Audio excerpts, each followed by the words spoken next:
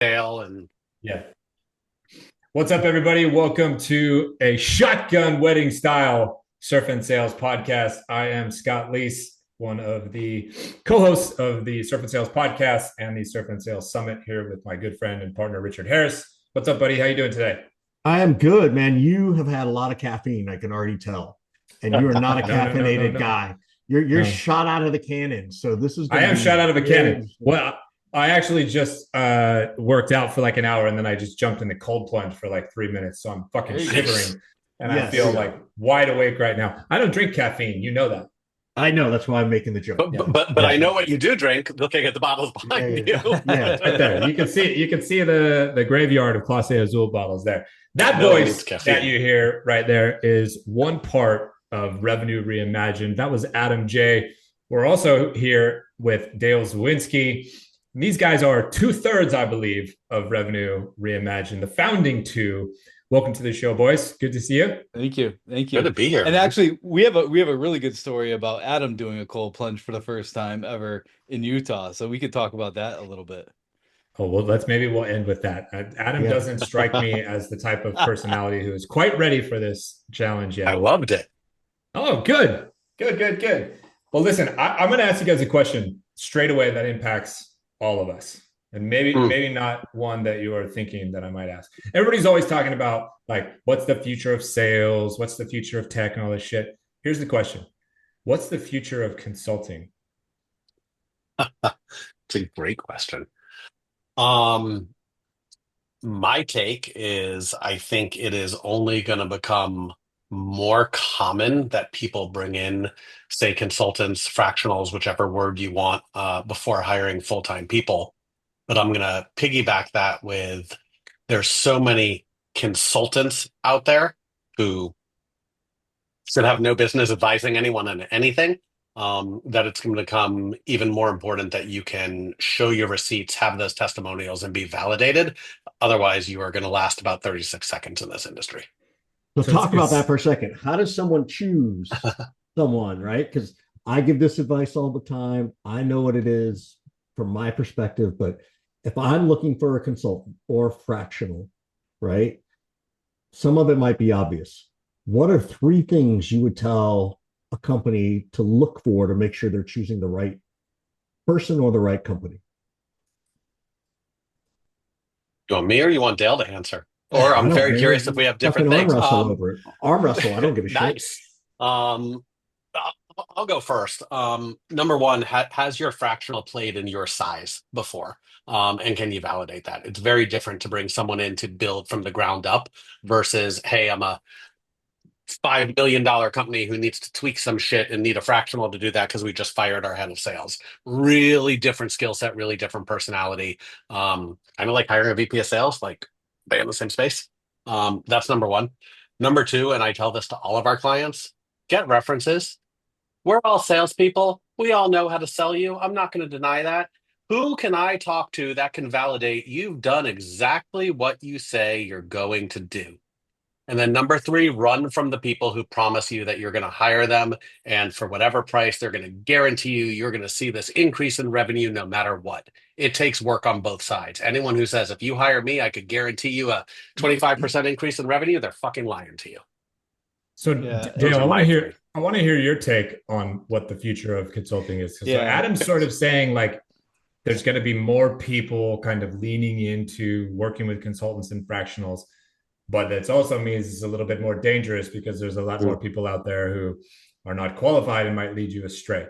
Do you have the Yeah. same take on the future of consulting or a different one? I a bit. I actually think it's gonna weed itself out, just like any bad tech. Like we have all these zombie technologies right now. We're gonna have zombie consultants, and I think the differentiation is gonna be back to the 3 points that Richard was talking about, all about how you can execute. So it's not just about strategy anymore. Like the strategy is one part of it, but a lot of people we talk to are like, great, you're gonna have a strategy, but then they don't know how to go execute it. Like that's part of the reason why they bring you on board. Like they want the strategy, and I think that's been iterated on for so long. They don't know actually how to go do the hiring, how to write an onboarding SOP, how to like do the sales process. Like every CRM we go into is completely fucked up. Like the whole thing. Like it amazes me that people can actually run a business. You So should see I Scott's actually CRM. That's why I advocate maybe don't have one. if you're running spreadsheets. a solo business. Yeah. So I just think it's going to be. I do think in the meantime it'll increase. But what I'm also seeing is that the people that doing it by yourself is very difficult, and I think that's why we ended up partnering together throughout this journey of Revenue Reimagined. Like I got to a place where I was like, shit, I don't know if I can do this by myself, and we got to a place where partnering made more sense than doing it individually. I think people that are consulting individually can have it harder.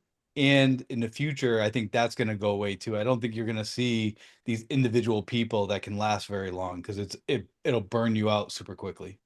Is Well, it's that your funny you way of say saying that. you need me to be successful, Dale? Right. No, it just means I need you to be my EA. That's all. It's funny. It's funny because Scott and I partner on this, and we partner on the Serpent Sales Summit, right? Um, and we've done some little stuff here and there, like we tag teamed, I would say, on a couple of deals, but I don't think it ever entered either our ideas to partner together as an entire entity. Or if it did, we both were like, no fucking way, and we didn't bring it up to each other, which might be the Scott. Is that probably the more accurate answer? It might be the more accurate answer. Yeah. We also do different things a Right. little bit. What's interesting about Dale's response, as he was talking, I was thinking, well, that kind of happens in tech with all the sales tech and everything, because Yeah. some cool thing comes out and then there's 100 million copycats, and then a bunch of them die, and then there's consolidation through acquisition and that type of thing. Do you Yep. see that potentially starting to happen at some point in the consulting world, where Yeah. like Revenue Reimagined absorbs Scott's business, absorbs Richard's business, etc.? Like, will that I think there consolidation potentially happen? I'm Keep your smart ass comment to yourself, Richard. I'm open to that conversation. Since I'm almost You- 72, apparently we can go with a nice round number. I actually do think that's an interesting perspective, Scott. I think there will be some kind of consolidation, or people just stop doing it. Like it's so it's so difficult to do some of that work. It's like I don't know. I think people either burn out, they'll try to like sell their book of business just like you would on an insurance company or like anything else that you have. But I do think like zombie companies, there'll be consulting companies or operating companies that are struggling, and people can, pick them up, or like as we scale, we get to a place where we actually need more people. And so how like our biggest problem is scaling ourselves. So how do we actually bring in people that can do what we do that aren't going to screw it up for the customers? Because we've had a lot of bad examples that way as well.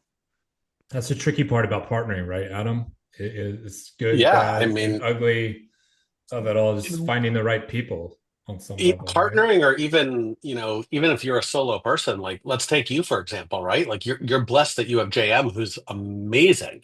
But if you didn't and you needed to bring someone in to help with that RevOps stuff, like maybe they're great, maybe they're not. We brought someone, one of our very first deals, we Scott, you know the story, we brought someone in for RevOps and it wound up costing us 20 grand out of pocket because they were a fucking nightmare.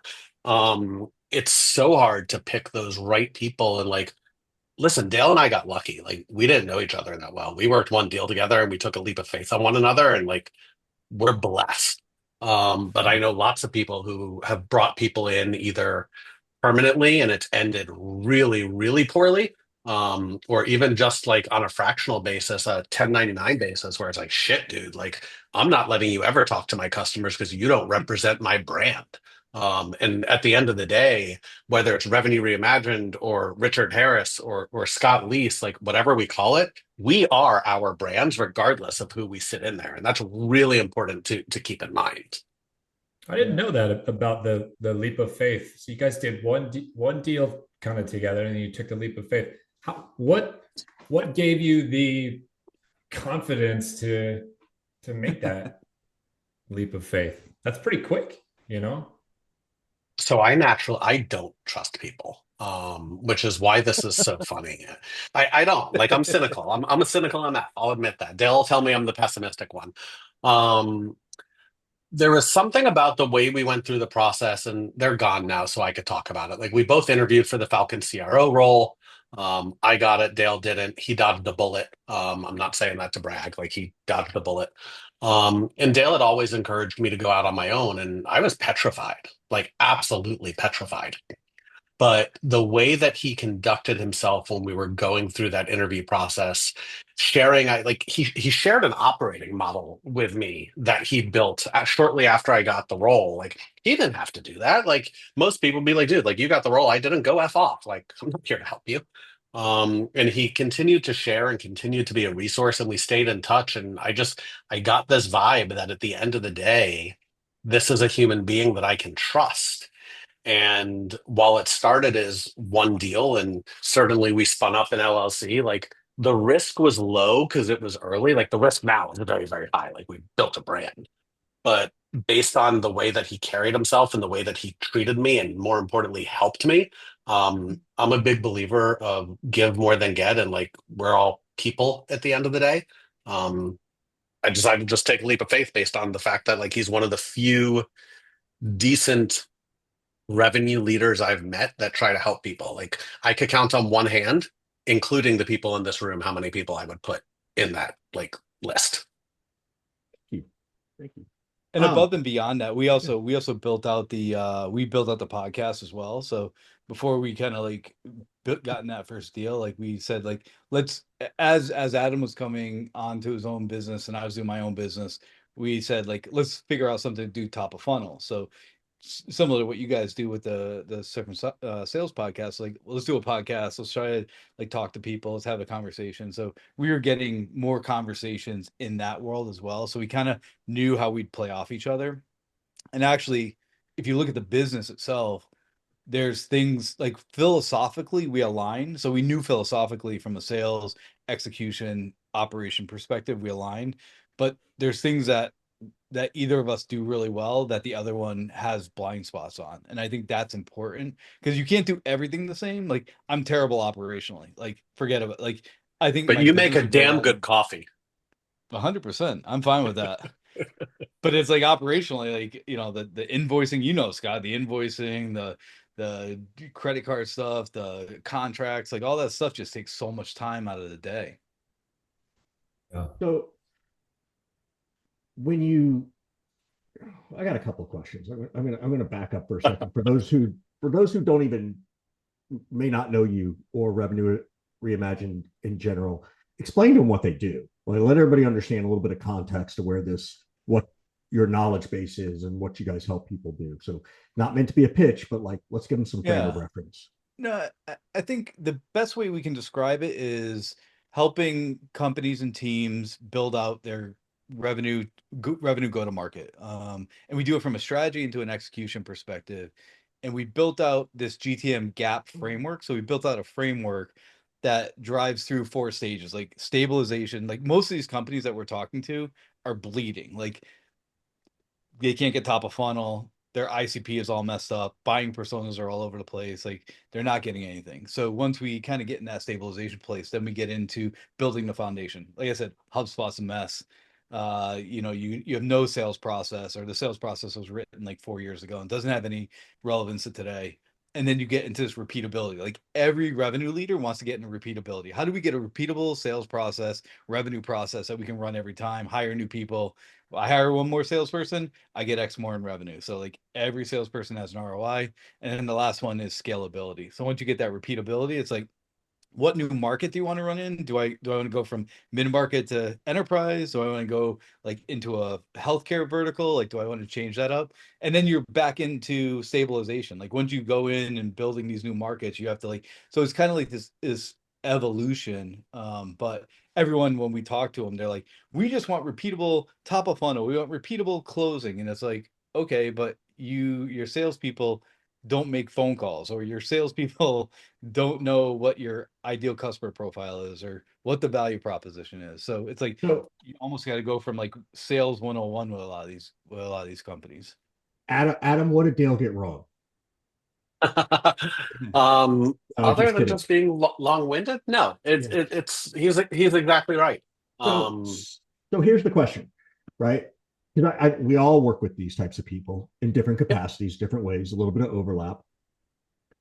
And I love what you said earlier about people have over indexed on the strategy side of stuff, right?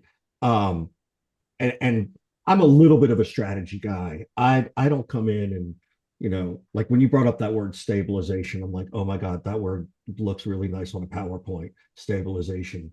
Um, where's the part where you just get shit done? And I'm at the context of this is Yeah. for those who are listening who have companies and they're like, oh my God, I do need this stuff around my process and my HubSpot, but I've got 6 salespeople, right? It always comes down to they think it's, well, I got to do one or the other. They aren't grasping the idea of actually you fucking do both at the same time, right? Where, how do you coach people that? How do you help people realize here's when you should focus on strategy, here's when you focus on execution, and or here's how you try to do them together? Because I feel like they all think they want strategy, but they really want execution. But if they don't have a strategy, chicken egg shit, right? Yeah, I think I know when Dale's quiet, he wants he either doesn't know the no, I'm kidding. You have to do both, and I say this all the time, Richard, that there's there's nothing wrong with strategy, right? We do strategy as well. The difference is what you don't want is the person who's going to give you this little PowerPoint, charge you 20 grand and tell you go implement it. Because at the end of the day, if you don't know how to drive the change management, work with the team and show them how to do it, to actually do that execution, see one, teach one, do one. In today's economic environment, in today's go-to-market environment, you're going to fail. For us, everything starts with, and I hate the word audit, but everything starts with the audit just because we found that what you think your problem is 9 times out of 10 isn't your problem. We had someone who said that their sales team sucked and that, no leads were being brought in. And what we found out is, well, there was 27 workflows counteracting one another in HubSpot and the leads just went into this black fucking abyss. True story. Over 350 of them, Scott, just sitting there because yeah, and they were ready to fire the whole sales team. So hands on, we come in, we fix it, we fix the workflows, we actually get our hands on in the weeds and actually do that shit, and then start working with the team to get them to sell. And I think that when you're looking at the balance of strategy and execution, you can execute on the little things at the same time while you're building the strategy on the larger go-to-market wheels and cogs, and then you start executing on those as well. Like you have to do both. Otherwise, in my opinion, in the days of consulting today, you're not going to be able to survive. And it is a disservice you are doing to these founders who are trusting us with their revenue, trusting us with their livelihood, to turn around and say, oh, well, I'm going to take your 10, 15, 20, $30,000 a month, give you a PowerPoint, not execute on it. And all I'm doing is increasing your fucking burn.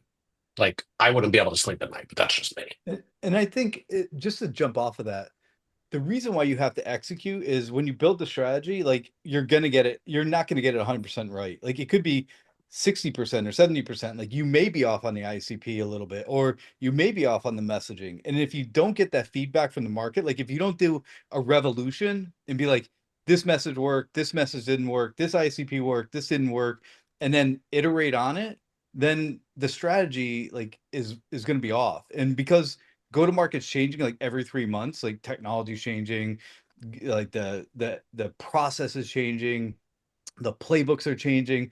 Like people are like, okay, I built that 2 years ago, it should just work. It's like, no. And every consultant that you bring in should want to iterate on their messaging within a 4 to 6 month period. If they don't want to iterate over that 4 to 6 month period, I can guarantee you the messaging they're giving you on day one is going to be not right. So why do you feel that so many companies think you can only choose to do one of these things at a time? Because I see this all the time, right? And to a certain Resource extent, constraints, like they don't know enough, like their technology or their operations people. So like you start talking language and they're like, they have no idea what you're talking about. So it's over their head.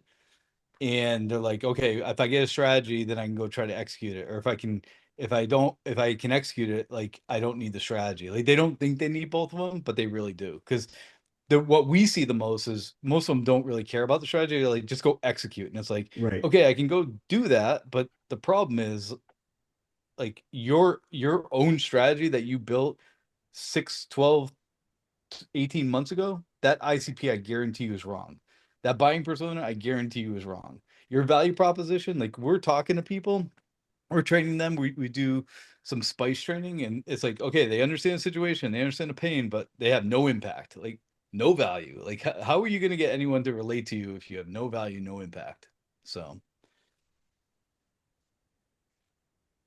You guys have been doing this for a little over a year now. You just had your 1 year anniversary not too long ago. Is that right? 19 months, but who's counting? Oh wow. That's the 19 months, accomplishment. You got 13 to get days. past 18. Yeah. Yeah. Well, they've already survived longer than the average VP of sales. That's my point, right? On Yeah. their own. That's the first big milestone. Since there are so many people flooding the market, even though they might be competitors of ours, let's just assume for a second we want to help them. Yeah. What's a near fatal mistake that you guys made in the first 19 months? Holy shit. Where do you want to start? There's a lot. That you would love to eliminate if you were going to do this again, and you'd advise other people, hey, make sure you don't do X. We did that and it almost killed us. I'm super curious if we're going to agree or disagree. Do not pay contractors 100% upfront. Yeah, totally. That's absolutely, especially even if you have a good relationship with them or you think you do. I think the other thing is you have to be super cautious of your time and the scope. Like we went in as like kind of a broad scope, and we didn't have like this audit process. So we would kind of go in and we almost take the customer at their word. Like, I need this. And then like you get in, you're like, okay, I know you said you need this, but like a month or a month and a half in, you're like, you really need this. And to get there, like we have to do 3 or 4 other things. So doing some kind of audit up front to really find what the real problem is versus, like as Adam said, they think they know what the problem is, but it could be wrong. And then you're chasing your tails. Like you're not providing enough value to the customer. You're trying to fix something that's broken. It's taking longer. Good. What do you want to talk about? I'm just giving you shit.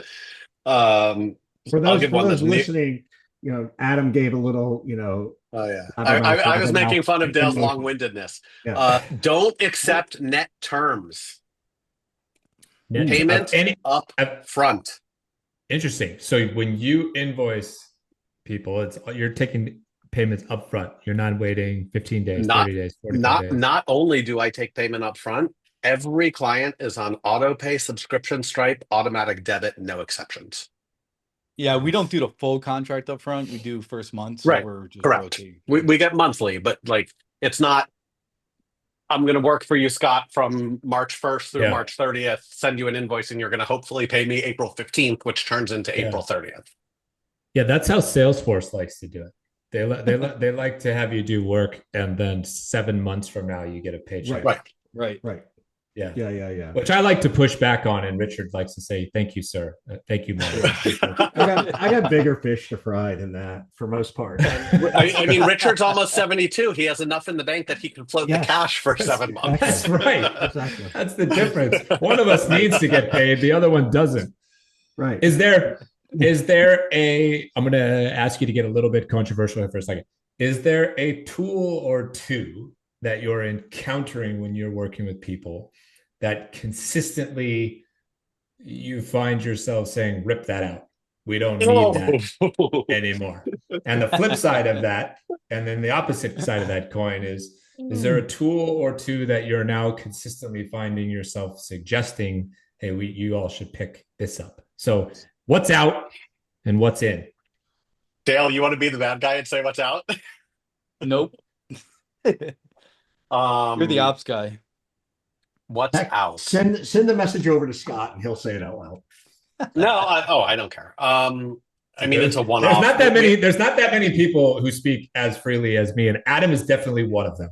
Yeah. So I'm not expecting him to duck this question. No, absolutely not. Outreach and sales loft out. Wow. I would agree that I would agree with that. In my work, that is a consistent theme over the last year or so. I would agree. Are they being replaced, or are they being? You don't need anything like that anymore.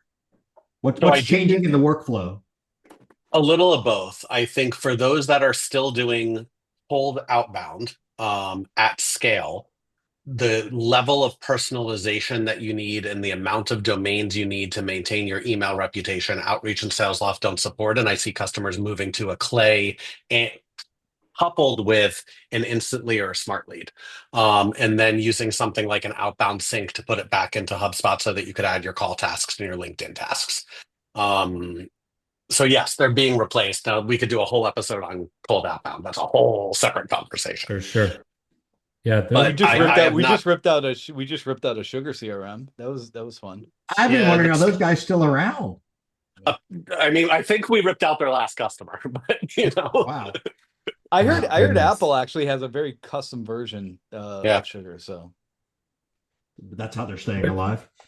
Sugar. What are the other? Have you had to work with somebody using Goldmine or Act yet? Since you're in there working with sugar. No. Oh my god. No. Do you remember those CRMs? We did run into Dynamics. Yeah. Wow. I don't know that one. I don't know. Microsoft. Yeah, Microsoft. But that's much more of a large Fortune brand, in my opinion. Yeah. Even though Salesforce is too, but I don't want to shit. I know the founder of Goldmine. I know the guy. Like, I don't want to shit on Salesforce, but we are seeing a good amount of customers migrating from Salesforce to HubSpot. Yeah. Or people that, like if they're that, making that I think has been happening for a while. In the early if people are making a decision, like HubSpot is definitely we're recommending HubSpot over Salesforce, even up to like $100 million, like whatever size companies there, we're recommending HubSpot. Yeah, it's just easier to integrate. What else are we ripping out, Dale? What else are we ripping out? I don't think we're putting Apollo in. I wouldn't say we're necessarily ripping it out, but I think Apollo has had some data issues. So the data vendors are always a problem. Sorry, I said that out loud. Is there a data vendor that doesn't have data issues? Yeah, no, that's what I was thinking. No. Yeah, it's like pick your poison, though, right? It's like right. Yeah, that's my experience. Is you talk to one person about Apollo and they're like it's the best, and then I talk to the next person, they're like it's the worst. Right. And then I talk to somebody else and they're like Zoom Info's the best, and then the next person I talk to and they say Zoom Info's the worst. It's very case by case. All of these data providers. I can't sit here and say that any of my clients have had a superior experience with one over the other. Any of them. Yeah, agreed. None of them. Yeah. No. Although I wonder, as people are rolling out Clay, is it still too much of a new car smell, or is it we seeing it being better? I think it's just on the data side. Let's talk about the data side, not everything else it can do. Well, the data side, they're still pulling from all those data providers. They're just waterfalling through a bunch of data providers. So the only good thing is you can waterfall through different data providers and find the best data. Yeah. That's because for years I was saying you have to have two data providers. One wasn't enough, right? Right. Because you're gonna get a little bit of garbage in both of them. And I'd say the other one that we have been pulling out is we've been putting attention everywhere. So everywhere. Then I mean the conversation report it's amazing. We've gotten great feedback from customers. Actually, we pulled Gong out of somewhere and put attention in. So that's something that we're doing to replace, and we recommend it to every client we go into. We're doing a lot of deal room stuff. So there's a couple of deal rooms that we've been working with on the enterprise customers. Now you're getting into a space that Scott and I are like, I've heard that. I know the deal room. I know the deal room space. I invested in one of those companies two and a half years ago. Do I give them free advice? It only helps you, buddy. It only helps you. Yeah. Right. Yeah. I'm I run super the risk bullish of on pissing off other. Then I run the risk of pissing off other ones. We can talk offline. Yeah. Super crowded space right now, though. Yeah, everything's the other super crowded space right now. We just talked to a company today. They're trying to build all these agents to help ABM, middle funnel, top of funnel. So think about copy, think about operator. We talked to two other ones that we've talked to lately. So all of those people are like trying to get into that space, and I haven't seen a leader come out of that yet. Yeah. Yeah. Interesting. Interesting. So what's the present state, right? Every podcast, every article, here's what the future is going to look like. Okay, well, I got a team right now. I got to execute in 2025, right? What matters most? Is it the tools? Is it the training and the reps knowing how to have conversations? Is it what is it? Being realistic. Good. All right, let's define that because that's the starting point. Um, I call it not smoking hopium if we're talking about the same thing. Yeah. Um, Yeah. define that though. Define realistic. I just think when you look out, we always talk to our clients, what does the next 12 months look like from like a revenue perspective? And then you almost have to do bottoms up modeling. So Right. everyone's doing top down, right? Like everything is like pushed down. Like the CEO, the CFO is like, we got to do this amount more in revenue, blah, but you don't even have anything to support it on the bottom. So like looking at the bottom of your, like, understand your metrics. How many leads does it take to get a conversation, to get a demo, to get a quote, to get a deal? Like understand what that is and then work backwards up, and then you can really come to a realistic number. If you want to get to 10 million, but you only have enough resources for 8 million, well, now you got to onboard, you got to hire, you got to onboard, and you got to make sure that they're up and ramped in time. And so now you got to go through a hiring process, interview process, onboarding process. Like that just takes time. So you can't say, look, I have 10 reps, I want to do 10 million. You got to be like, I have But 8 why? reps, I got to hire 10 Build of it these. and build it, and they will come. Yeah, but why are they so dumb in the first place? Right? Are they just trying to appease the board? Are they It are usually they is an just investor. yeah? Yeah. Like we And they're work with afraid to say investors and they're something like, back to the investor? yeah, that's why the operators and consultants on the outside actually have a leg up because you can actually tell Yes. them the truth. When you're in Yeah, the middle of it, absolutely. like look I, at I we've all been VPs of sales. The reason why I got out of the gig was because every time I got pitched as an investor to go run a team, and I went in there in the first month, I'm like, there is no damn way you have this much pipeline, these many customers, and this much revenue, Right. and you're gonna Right. die in 6 months. I mean, Yeah. there's that, and I've said this before. Like the shit that we get paid to say now that people want to hear is the shit Oh that you my would be God. fired in 2 seconds for saying if you were a full-time employee. Oh, that's I love it all. I say it all the time. It's like, A, I get to be the sales team's therapist, right? Yeah, Because Yep. they'll tell me where all the bodies are buried every time, yeah. right? And B, I literally say it all the time. Hashtag blame Richard. Go back to your leaders, go back to your VCs and said, says we're fucking stupid for having set this up this way. Hashtag blame Richard. Like I give them my voice to use so they don't have to say it. So I do think founders are afraid to push back on the investors, though. I mean, there why? was because they You already they got the hold. check. You do, but like there's some really nasty investors out there who, while you have the check, will make your life miserable. I mean, Scott, you advised a company that I was working with. The CEO was batshit crazy, would not push back against anyone, right, wrong, or indifferent, and ultimately would go out there and tell her reps, Richard, to sell vaporware. Like we were literally selling Figma because the investor said, "Go sell it and worry about building it afterwards." We're not talking about, hey, it's a feature we're going to add on and we could build it in a matter of 2 weeks before you're live. We're talking about fundamental, actual fucking product. The Yeah. fact that some investor told someone to go do this blows my mind. The So part of the problem with the pushback, Richard, I'm going to get in is so much trouble for this episode. part of the problem with the pushback is it's not just like you're in the clear once you take the check. No. Right. Because once you take the check, you're sort of setting yourself up for having to take more checks, which initially means I've got to get these people to reinvest. Mm-hmm. And if the current investors don't want to participate in the next round at all, that's a bad sign, right? So they have to keep that relationship, on good standing and whatnot. And you say yes to things because you just want to like appease them and get the money later on. Also, those VCs have relationships at all the other VCs out there. So if I get a reputation as a founder of being difficult to work with or pushing back or whatever, and those other VCs are doing diligence and talking to the original VCs and get negative feedback loop, Now I'm potentially having trouble raising more money from some new investors. And so it's all stuck in this like fear. And that thing that Dale was talking about before is really, really like critical here. This like be realistic, right? Well, when you're signing up for this VC world, this growth kind of world, realistic very rarely wins, and it very rarely gets people excited.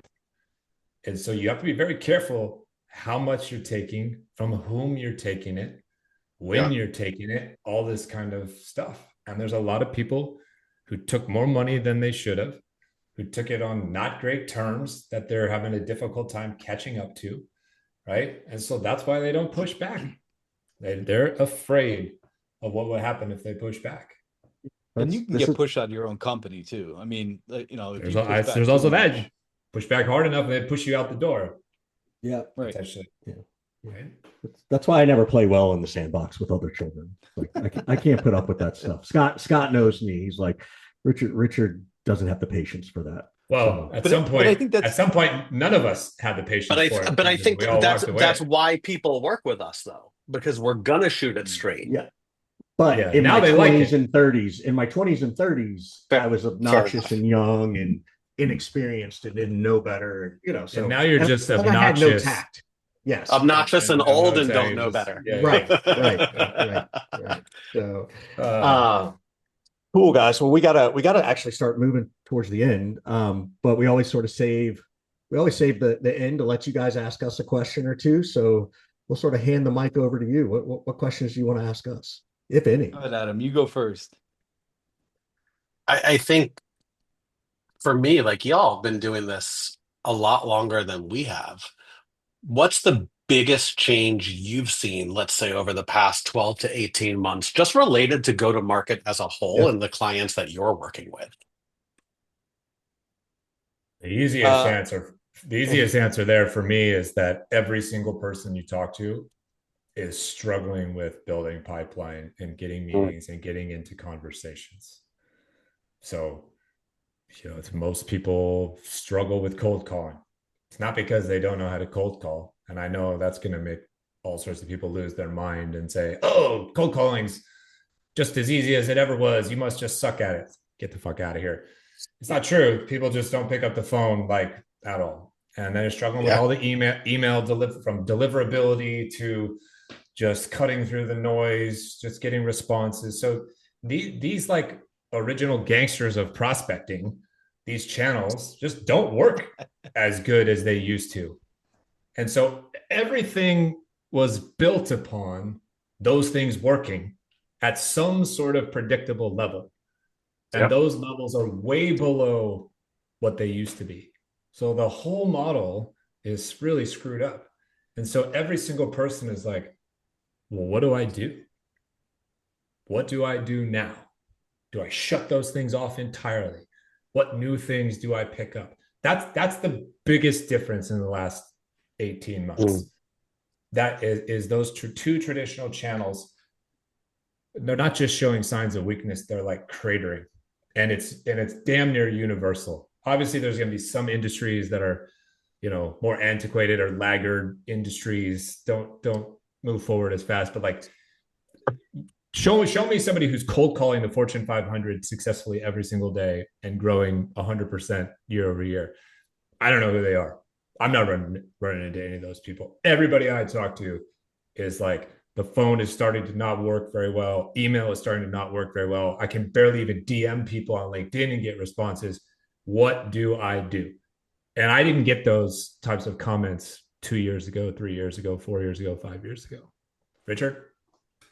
Yeah, I mean, it's similar and different. The one thing, so last year, you know, and of course I was right. Everybody came to me for top of the funnel. We need more leads. We need more. They wanted prospecting training.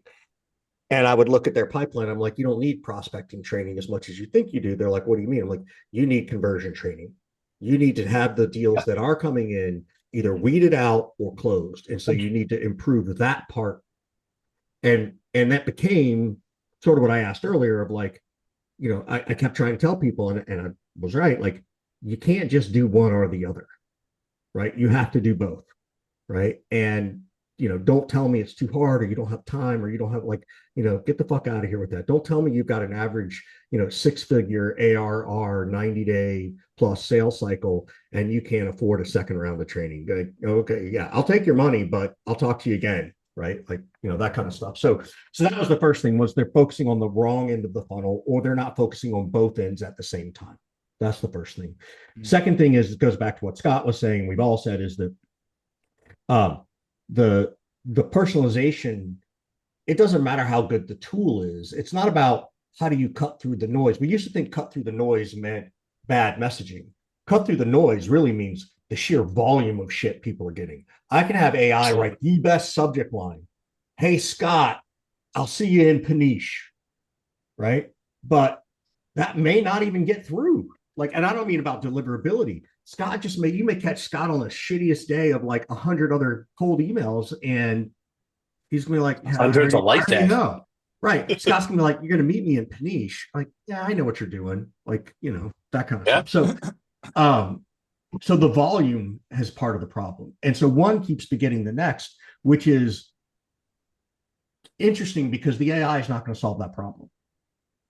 The better subject line and better email, yeah, maybe it'll help a little bit, but it's not going to solve the problem of just making sure someone even reads it. And so then back to what Scott was also saying is, we used to call it the 3-prong approach. Well, now it's going to be like 5 or 6 prongs, right? And one of them is going to be more like a crowbar. I don't know if that's the network part that's going to be the crowbar, or the email, and you're blasting them 6 times a day instead of, 6 times over 6 weeks. Like, I don't know what the crowbar is, but there's a crowbar coming, and AI is not the crowbar. Yeah. You may need to go a full Dale Dupree on this stuff and like go back to like snail mail, because like we may go all the way back. Like, I would, like this is like a full pendulum swing. Yes. But you got it. Like, massive. You got to break through the noise. Like, there's too much data on the selling side, and there's too much data on the buyer side, and it's like it's just data overload all the way around, and it doesn't matter how much AI you're running on it. It's like, what data makes the most sense, and it comes down to value of the product. Like, if there's value to your product and you're having that problem and that buyer can find you, like if they have awareness that you exist. The problem with a lot of companies we deal with in the lower revenue space, we call it under 100 million, is just awareness. Like, they don't do a good job of marketing and awareness. So like, we as salespeople are like banging our heads, like, call 300 times a day. And it's like, no, but that's not the problem. No one knows who you are. So it doesn't matter.